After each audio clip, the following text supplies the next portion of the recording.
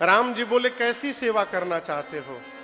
तो भरत जी बोलते हैं अज्ञा समना सुसाहिब सेवा।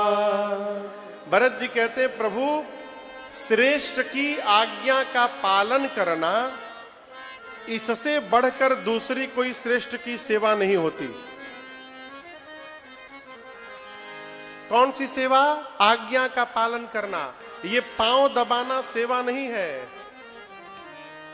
अच्छा मान लीजिए बाबूजी का रोज आप 2 घंटा पांव दबा रहे हैं, अब बात कोई नहीं मान रहे हैं, तो ये पांव दबाने का क्या मतलब है? वो श्रेष्ठ की आज्ञा का पालन करना, ये श्रेष्ठ के प्रति की गई सर्वश्रेष्ठ सेवा है। भरत जी बोले प्रभु मैं आपकी आज्ञा का पालन करना चाहता हूं, आप मुझे जो आदेश दीजिएगा, जो बोलिएगा, मैं वो करने को तैयार हूं। आप कहिए करने के लिए। राम जी भरत जी को अपने बगल में बिठा लिए, कहें भरत आप तो सब जानते हैं, अपना भी धर्म जानते हैं, आप मेरा भी धर्म जानते हैं। अभी कितना बज रहा है? 6 बजने वाला है। कल्पना करिए 3 बजे ही सूर्यास्त हो जाए, तो आप में से कौन है जिसको कोई कष्ट नहीं होगा? कौन है जिसको कष्ट होगा? सबको। समय से पहले यदि सूर्य डूब जाए तो सबको कष्ट होगा। राम जी बोले ऐसा ही उत्पात ब्रह्मा जी ने हमारे घर में कर दिया भरत। समय से पहले हमारे पूज्य पिताजी चले गए, लेकिन आप चिंता मत करिए, कभी हम और आप अनाथ नहीं भये हैं। पिता के रूप में श्री जनक जी महाराज बैठे हुए हैं और भगवान के रूप में गुरुदेव भगवान विद्यमान है। अभी हम लोग अनाथ नहीं हुए हैं भरत। आप सबका धर्म जानते हैं, अपना धर्म भी जानते हैं, तो मैं तो यही कहूंगा भरत जी कि आप अपने धर्म का पालन करिए और अपने भैया से उनके धर्म का पालन करा दीजिए। सो तुम करहु करावहु मोहु, तात तरन कुल पालक हो।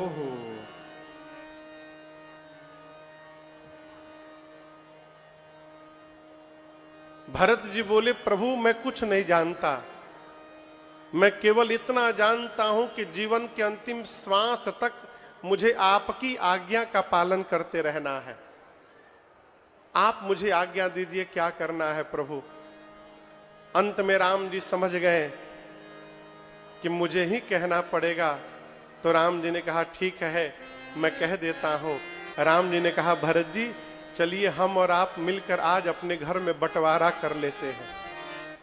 क्या कर लेते हैं? बंटवारा। जोर से बोलिए। राम जी बोले बंटवारा कर लेते हैं। बंटवारा शब्द सुनते भरत जी कांप गए, बोले प्रभु आप मेरे से बंटवारा करेंगे? अयोध्या की संपत्ति छोड़कर आप चले आए हैं, उसी संपत्ति को छोड़कर मैं भी वन में आया हूं और आप मुझसे संपत्ति बांटने के लिए कह रहे हैं। राम जी कहे भाई बंटवारा तो करेंगे, लेकिन आज अपने घर की संपत्ति का नहीं, हम और तुम मिलकर आज अपने घर की विपत्ति का बंटवारा करेंगे। हम लोग विपत्ति बांटेंगे भाई। एक कथा कहती है भाई से यदि बंटवारा करना है तो संपत्ति में बंटवारा ना करिए, बांटना है तो भाई की विपत्ति में बंटवारा करिए। आज संपत्ति नहीं है, कल संपत्ति आ जाएगी, लेकिन एक बार यदि भाई चला गया ना तो फिर जीवन में दोबारा आने वाला नहीं है। संबंध देखिए, हमारे पास बहुत रुपया है तो हम धनवान है, ये भ्रम है। जिस मनुष्य के सारे संबंध व्यवस्थित है उससे अधिक धनवान इस धरती पर दूसरा कोई नहीं है। जिसके संबंध सुरक्षित है वो धनवान है धरती पर। रुपया के लिए संबंध न खराब किया जाए।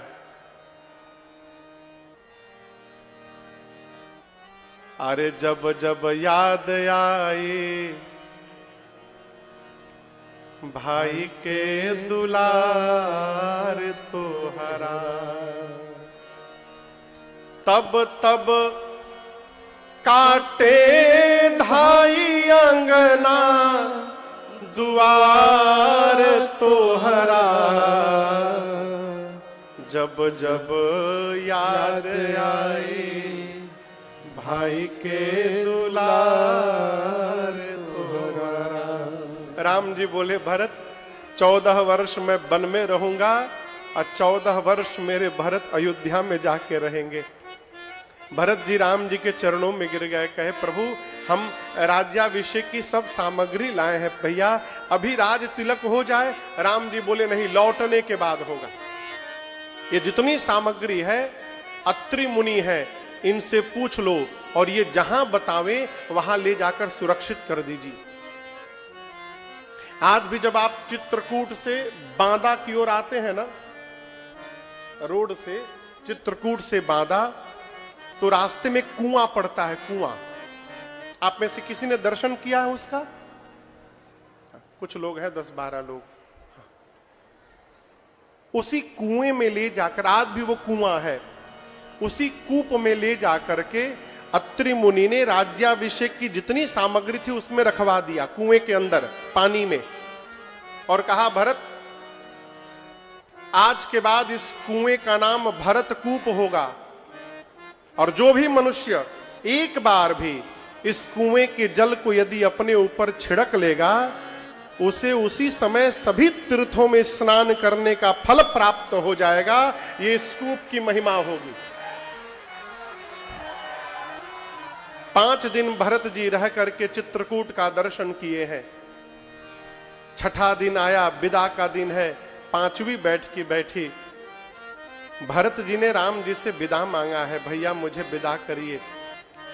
राम जी ने भरत जी को बहुत समझाया है, कहा भाई आप मुखिया होकर जा रहे हैं, मुखिया का स्वभाव मुख जैसा होता है। अच्छा आप बताओ, हाथ में चोट लग जाए, हड्डी टूट जाए, तो क्या हाथ 2 महीने तक काम करता है? क्या नहीं करता। आंख में चोट लग जाए, पट्टी लग जाती है, तो क्या आंख काम करता है? नहीं करता। शरीर के जितने अंग हैं, चोट लग जाए तो काम करना बंद कर देते हैं। लेकिन मुख जली जाए, कट जाए, मुख में घाव हो जाए, मुख अपना काम कभी बंद नहीं करता। क्यों? मुख जानता है यदि मैं बंद हो गया तो ये पूरा का पूरा शरीर समाप्त हो जाएगा। राम जी ने कहा भरत आप मुखिया होकर जा रहे हैं, मुखिया का स्वभाव मुख जैसा होना चाहिए। मुख भोजन लेता है तो जितने अंग हैं सबको एक समान पोषण करता है। उसी प्रकार घर के मुखिया को परिवार में भेदभाव नहीं रखना चाहिए।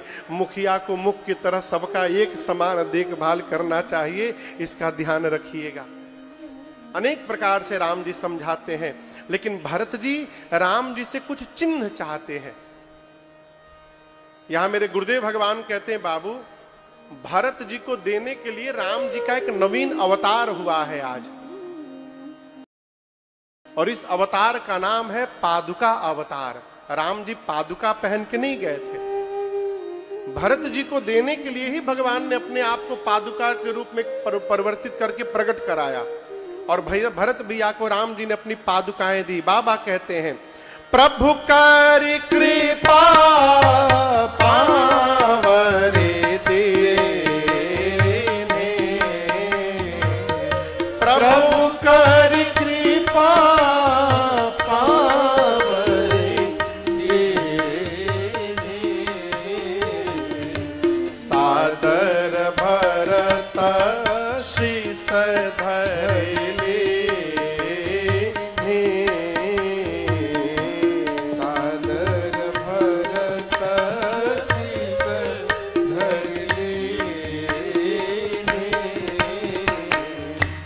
भरत मुदित अवलंब लहे ते,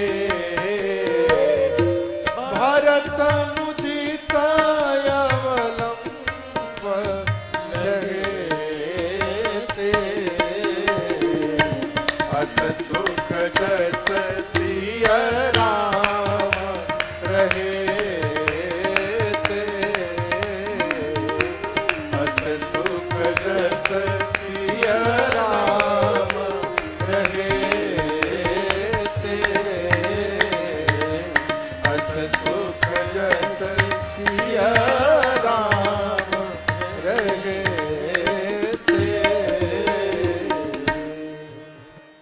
प्रभु ने जैसे भरत भैया को पादुकाएं दी, भरत भैया ने पादुकाओं को सिर पे रख लिया।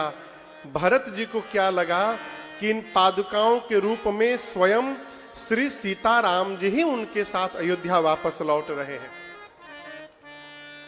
विदा के समय राम जी ने भरत भैया को गले लगाया है। दोनों भैया बहुत रोए हैं। दोनों समाज, अयोध्या और मिथिला के समाज को यथा योग्य प्रणाम करके भगवान ने विदा किया है। 9 दिन का समय लगा। कितना दिन? 9 दिन का। किसमें? चित्रकूट से अयोध्या वापस आने में। और आपको बताऊं, भरत जी आने के बाद सबसे पहला जो काम किए, भगवान के पादुकाओं को अयोध्या के राज सिंहासन पर ले जाके रख दिया। क्यों? राजा राम जी राजा हैं। जनक जी महाराज 5 दिन अयोध्या में रुके हैं। राज समाज के काज को व्यवस्थित करा करके, और उसके बाद गुरुदेव भगवान श्री वशिष्ठ जी से एवं माताओं से विदा लेकर के अपने समाज के साथ मिथिला वापस लौट गए। जनक जी महाराज के जाने के बाद भरत भैया ने माताओं की सेवा में शत्रुघ्न भैया को लगा दिया। गुरुदेव भगवान से भरत जी बोले, गुरुदेव भैया मेरे वन में हैं, अब मैं महल में रहूंगा ये अच्छा नहीं लग रहा है। गुरु जी बोले, तो क्या चाहते हैं? भरत जी बोले, यदि आज्ञा हो तो मैं नंदी ग्राम जाके रहूं। भरत जी अयोध्या छोड़ के नंदी ग्राम चले गए। जाकर नंदी ग्राम में कुटिया बना के भरत जी रहते हैं, झोपड़ी बना करके।